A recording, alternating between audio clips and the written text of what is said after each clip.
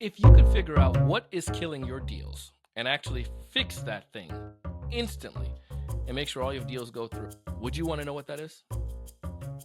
Well, we may or may not have that secret today. Yes, sir. Check it out. Hey, everyone. Welcome to another great episode of the Sales Evangelist Podcast.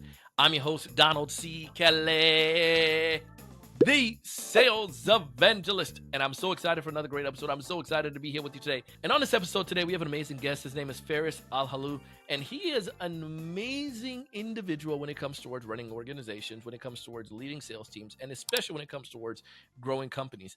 Now, he has extensive experience. You can find more about him on LinkedIn, but he runs an organization called Startup with Feras. This is there's a lot of great stuff that he offers. But one of the things that I loved the most about our conversation was the just how simple these strategies and concepts are. Whether you're a sales professional or you're working at a startup or you're a founder at a startup, the strategies and ideas that he shares really can help all of us in a wide range. Now, one of the things that I want you to think on that he's going to talk about is this deal killer. What is it that's causing our deals to die so much? And especially in the climate we're in right now, we're talking about this in June, July time period of 2024. What is it that's causing those deals to just rot on the vine? And he's going to tell you what is causing that deal killer. I won't give it away. When we dive in, you'll hear it, you'll try it. If this is your first time listening to our podcast, go ahead and subscribe, because I promise you we're going to notify you every time we got something good coming out. And we always got good stuff coming out. Additionally, I want you to go tell somebody else about the podcast. You got a cousin, you got a friend, you got a teammate that could benefit from the show. Go tell them. It's all right. It's free. Let them listen to this as well. I promise you they'll get benefit from it, and they'll be appreciative for you. As we dive in, listen to the concepts and see how you can apply this today in your sales effort or bring it back to your organization. Check it out. Feras, welcome to the show. Hey, glad to be here, Donald. Thank you so much. Well, I'm really looking forward to this conversation because it is important. Time does kill deals, and I want to get specifically granular about that. But before we do, why don't you take a second or so and tell us a little bit more about you and what you do? Sure. Moved to the Silicon Valley about 25 years ago from sunny Florida. So got into the startup scene, got the dreadful note about a layoff and that I was part of. Unfortunately, I was a VP in a cutting edge high-tech company that ran out of money, was asked to leave. I wasn't planning on starting my own business, but the job market was really dry, just similar to what we're seeing these days with all these waves of layoffs. So my friend was thinking about starting a business. He and I put our resources together and said, you know what, let's do it. We had no idea how to market, how to sell, how to do any of this stuff, but we figured we'll give it our best shot. And a whole lot of rejections. And then we figured out how to sell. And from there, we grew that business, built another company, sold that company, pivoted along the way. And the last company we sold to Dentsu, the global media company, in 2019. And now I'm focusing on helping entrepreneurs grow and scale their businesses to 7 and 8 figures and avoid the mistakes I made. That's my mission for now. Amazing. I mean, you probably have like an encyclopedia worth of knowledge there, of just like the experiences that you had over the years. And I'm sure these entrepreneurs can benefit tremendously from that. You know, you learn on your own. You learn from listening to others. Sometimes entrepreneurs have the grit, have that go-getterness. Yeah. But at times you can make your job easier and those around you easier. Just, ask those who've been, where do you want to go? And I think that's one of I always say this, one of probably the biggest regrets. And you speak with a lot of the successful people, they tell you like my mistakes and my advisors saved me, like I learned a lot from those two things. Is you have to learn from your mistakes and also learn from the mistakes of others. Yeah. And I think that's why I like podcasting and to hear stories of other people, because it helps us tremendously to cut off that window. If I had what I know now from podcasting back when I first started off, I probably would ramp, probably could ramp in like a couple of months rather than that 6 month period. Like, you know what I mean? And, make a big difference there, which is why I do want to tap into this conversation. Time. Talk to me about why you're so passionate about how time kills deals. There's a story behind this, and I want to hear. A number of stories, but statistically, and I think I exchanged some notes on this. Their Yeah.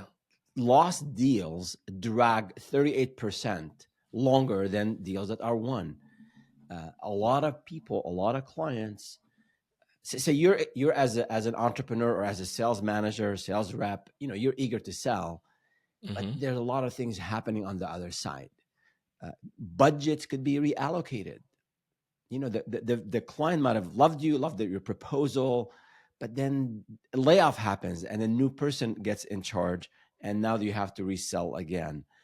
It could be that people get excited about things, and then if you're not doing the right follow-ups, then they forget about it. You have your Yeah. competitors who could be all over the client. So all these factors beyond your control, I think, could happen and could kill that deal. So the faster, I think, obviously you do everything, you do your due diligence, you don't want to be sloppy, but the faster the closer you stay to the lead, the faster you follow up, the faster you respond to their request, the faster you meet with them, the faster you send those proposals, the more time you're saving, and the more likely that you'll be closing that deal. Yeah, I think that's part is important. Is the is that idea of how there's sometimes, and this goes back to the knowledge that you may not necessarily know when you're first coming into it. Are there things that I should be aware of? Like, say, for instance, if I'm going through the jungle of, going through the Amazon, it would be kind of silly of me to say, well, I've seen movies on TV, therefore I can go hack my way through the jungle. I mean, I don't know, I don't even know bugs exist that could kill me. But what if I were able to get somebody that had that experience? And I know it sounds elementary, but it's the same idea if you're going through a deal stage. If I can figure out from someone maybe some of these pitfalls, some of these things that need to happen before the deal goes, then before I go into deep down into the process, I could probably cut off some of that time frame and make this deal close quicker. Um, Absolutely, especially if you're getting into a new industry, new vertical, new sector, or let's say you've been selling. This is the story. One of the stories, we were selling to oh small shoot, small let's business. go. We were selling to small businesses, restaurants, and Yeah, dentists, and local restaurants. Right. As we got more certifications, as we figured out how to do what we do better, we were doing online marketing and web design at the time. We started to get mid-sized clients and Fortune 1000, and selling to these larger clients is a different ball of wax. So when you're selling to a small business, typically you're meeting with a business owner. You convince them, they look you in the eye, they trust you. Yes, they sign the deal. Now with mid-sized companies, with larger companies, you have the business people who want your service, but you have a whole lot of others. This is especially in B2B. You have a whole lot of other people who are involved in that decision making process. So you have people, for example, in procurement.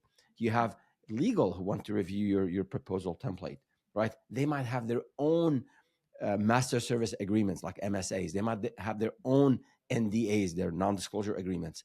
So so what I learned is we had one client, Fortune 1000 here in the Valley, and basically we did the handshake, and they liked us and they want to buy from us. It was a 6-digit contract, and I'm celebrating, jumping up and down. And they said, okay, now I will transfer you to our procurement department. So I was counting on, from a cash flow perspective, from getting that first deposit, from getting my team ready to deliver. I was thinking like next week we're gonna we're gonna hit it hard. And it took us, Donald, like another 6 weeks, because procurement, they have their own time. They're not in a rush. So, no, and luckily we still closed that deal.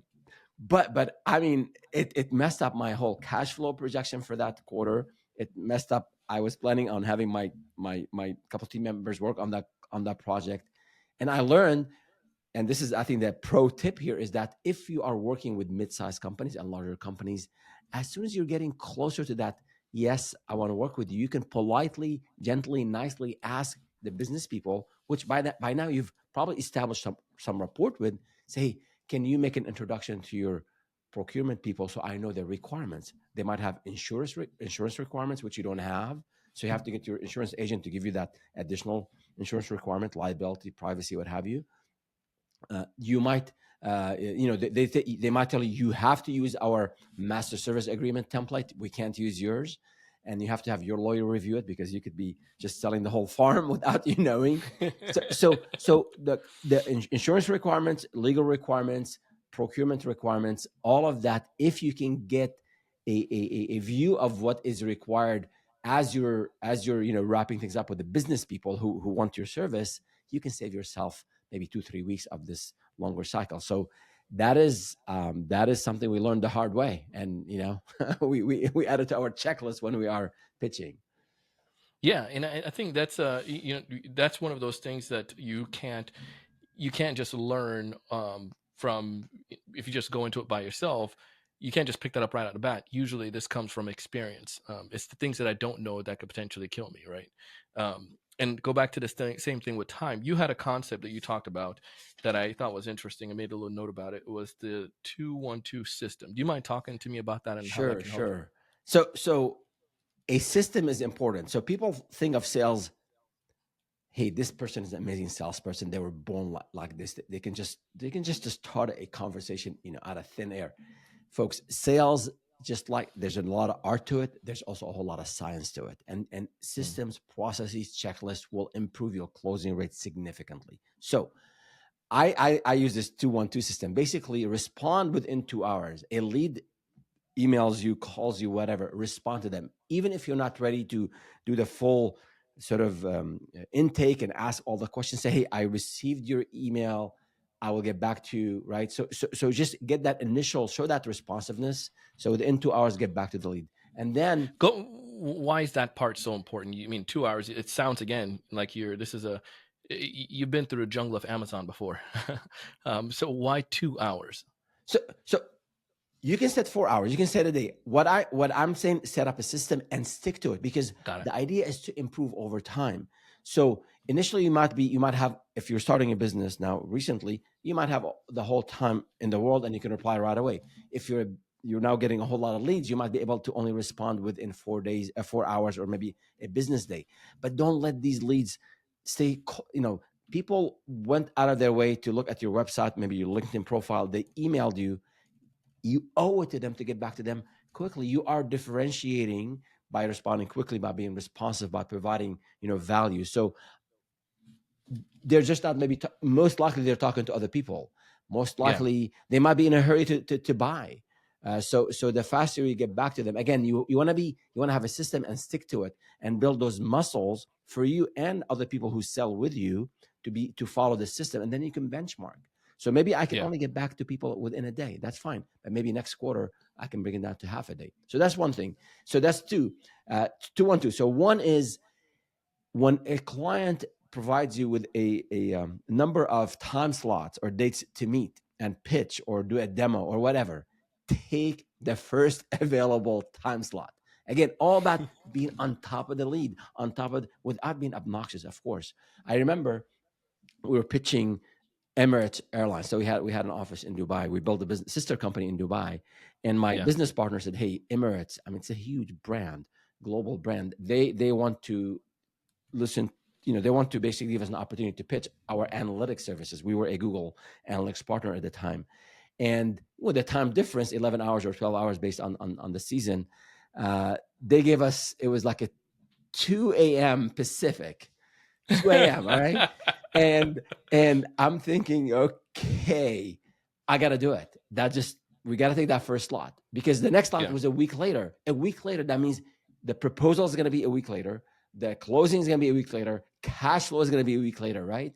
So we took that time, and I know I had a good friend of mine who was a sales engineer, John. He was on the East Coast, and I was on, and it was 5 a.m. his time. I said, John, you don't have to be on that call. He was not a founder. He was not, but he was an amazing team member. He joined the call, and later we closed that deal. Again, it doesn't mean, and they never knew I was up at 2 a.m. because Yeah. I don't want to sound like I'm desperate, but you got to do what you got to do. I don't want to wait Yeah. another week or two to get that next time slot, and then someone is out sick or someone is traveling or someone on vacation. So the meeting is now a month later, and then who knows if the incumbent will maybe counter the offer and keep that Yeah. deal. So that kind of staying on top of the lead without being obnoxious is really important.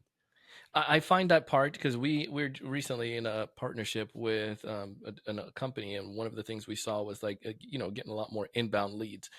But with these inbound leads, we started it was a Facebook ads campaign.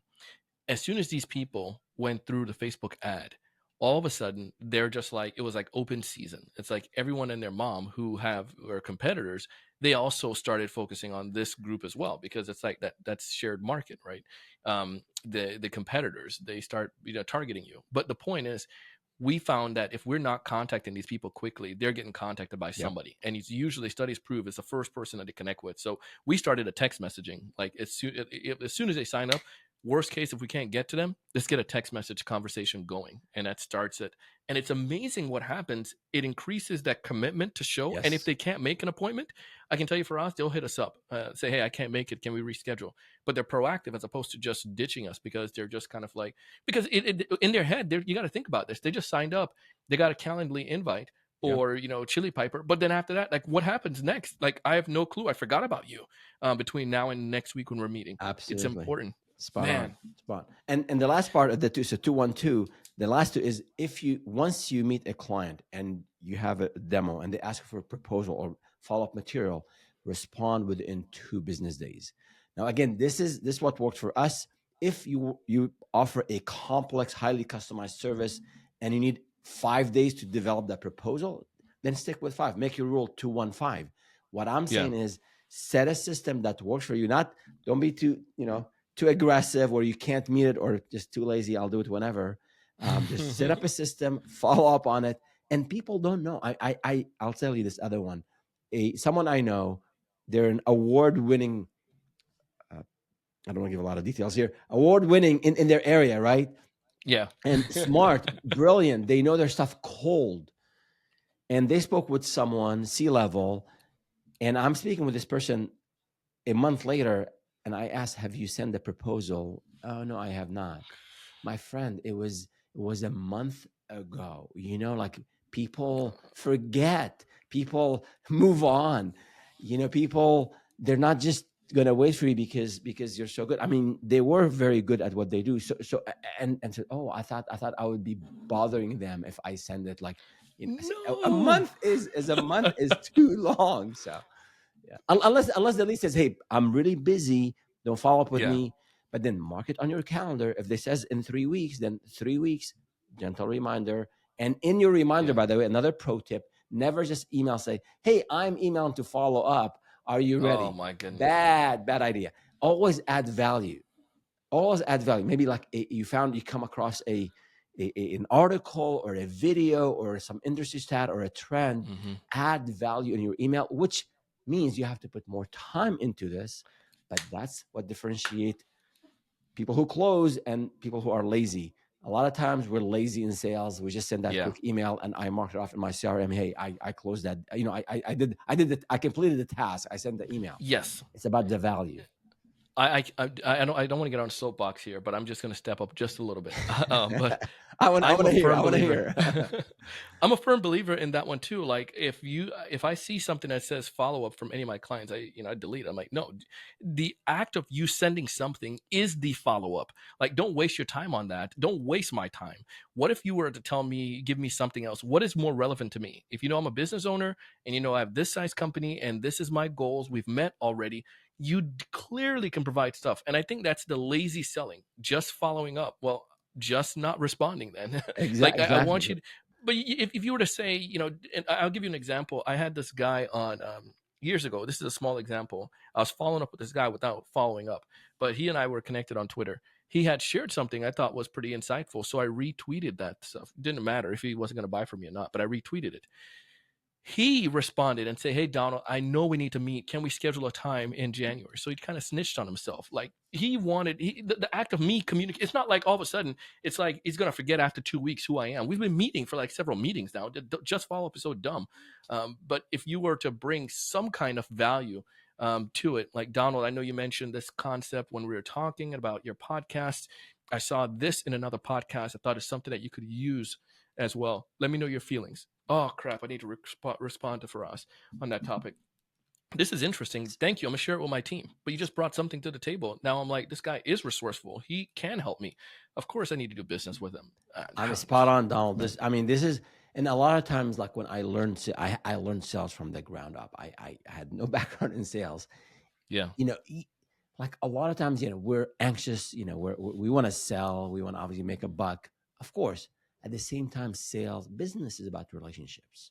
So mm-hmm. I think genuinely, sincerely, like invest. Like I want to help this person, whatever the service. It Yes, could be IT consulting, HR consulting. It could be tree trimming services, whatever you're doing, like you're adding value to the lead. So if you really have that mindset and you care about them and you show it in your follow-ups, I think people sense it as well. And you're yeah, establishing that relationship. And for whatever reason, if they ended up not buying from you, maybe because more expensive, your schedule is longer, or maybe they were forced internally, to buy from someone else. There's so many reasons, right? Or maybe you messed up and you didn't do a good job in selling and pitching.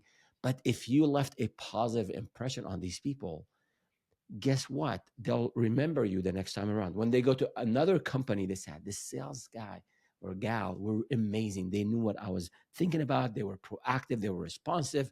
They followed up. I mean, you're building that relationship. I know it doesn't help in terms of your quotas or in terms of like getting that check and if you're a business owner getting the money today, but it is, you cannot, some things in life you can compress. Relationships are not, and especially in B2B, longer sales cycles, you got to build that relationship, you got to build that trust, you got to build that rapport, and then more sales will follow. It just, you have to kind of got to work the process. I mean, there's so much that we could talk about for us, like so much on this topic. I think there's a lot that we've covered today. I know one of the things we talked about was like even lead qualification, but also like taking the roadblocks out of the way of the buyer. But if you don't mind, just in the last minute or so, talk to me about that one. You talked about this idea of and there's a story behind it about paying, allowing clients to pay the way that they want to pay Yes. or that they need to pay. Tell me the story, and then let's go into and maybe you can educate us on that for a sec. So you want to make it easy, super easy for the customer to buy from you. So for business owners out there where you control everything, right? Or at least Yeah, you think you control everything. So make it easy for people to buy from you. So if you send them a proposal, they have to print it, sign it, scan it, send it to you. Use whatever e-signature system pay the $20 a month, dude. It'll save you a lot of time. So that's one example. Use maybe online proposals. There's a lot of online software they weren't available to us back then. It makes it easier for you to customize the proposal and send it, and you can see if they open the file, if they shared it with others. And then on the payment side, make it easy for them to pay you. So don't say I don't take PayPal. I don't take American Express because the fee is high. My friend, you'll lose the deal. Yes, pay the extra 1% or whatever American Express charges. It doesn't matter. And I joke around this, but if your clients want to pay you in crypto, set up a crypto account, dude. It doesn't have to be something that fluctuates in a crazy way. You can do like USDT. Like you can there.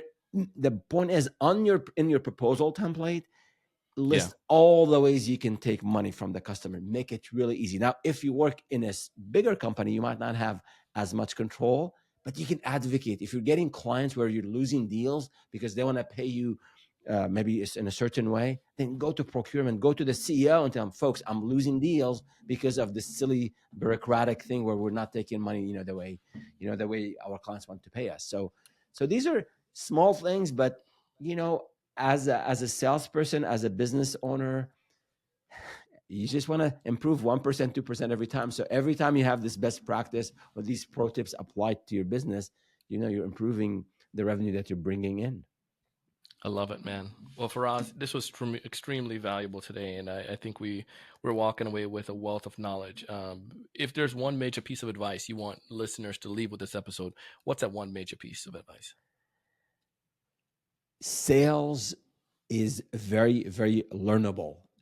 And you stay a I do a bit of I do martial arts, aikido. So you always, every encounter, you want to go in with a beginner's mind. Don't go, do Yeah, your research. understand who the client is, who's going to be in the meeting, who's the incumbent. Do a lot of research, but go in there with an open mind. You never know why people need your help. So go in there with that beginner's mind. Learn as much as you can about the business, about the owners, about the stakeholders. But just go in there and listen, and that just builds your sales muscles.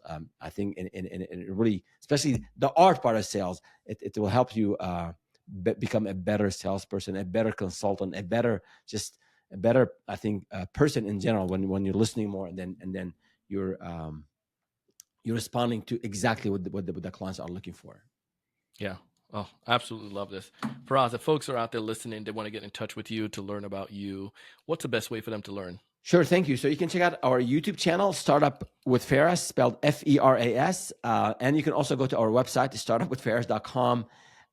We have a daily newsletter. We publish a lot of videos on entrepreneurship, on sales, on marketing, a whole lot. So would love to if you have any comments, any questions, let us know. We'll be more than happy to answer in the next newsletter or in the next video.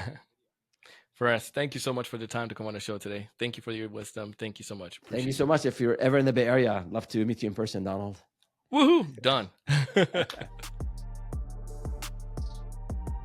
Oh my goodness, Feras came and delivered, brought some good stuff, and I'm telling you, that time thing, man, that time thing, and I'm speaking from firsthand experience with these inbound leads. If we're not contacting those suckers really fast within the first few minutes of them signing up, we're missing out the boat. And sometimes it's even if they book an appointment for another day, like if you have the time now, take advantage of calling them and talk to them right now, because you want to be the first to contact that prospect. Again, go back to that idea of that time, man. Other people are going to hit them up, so you take advantage of it now. Don't let that kill your deals. And getting the right people involved and engaged soon as possible, and figuring out what you don't know that you need to know. All this stuff is just good. Like, bro, I'm telling you, this is good. Feras, thank you so much for taking the time to come on our show today. If you want to connect with him and learn about some of the cool things that he's doing, I mean, all kinds of cool stuff. Co-founder and advisor for new consulting businesses over at Startup with Feras. You can find details about that in our show notes. As always, we want you to thrive. We want you to succeed. We want you to get the most business you could possibly get. We want you to get the right ideal customers. We want you to raise your level of thinking, but most importantly, we want you to go out and do big things. Thanks so much. I look forward to seeing you in the next one.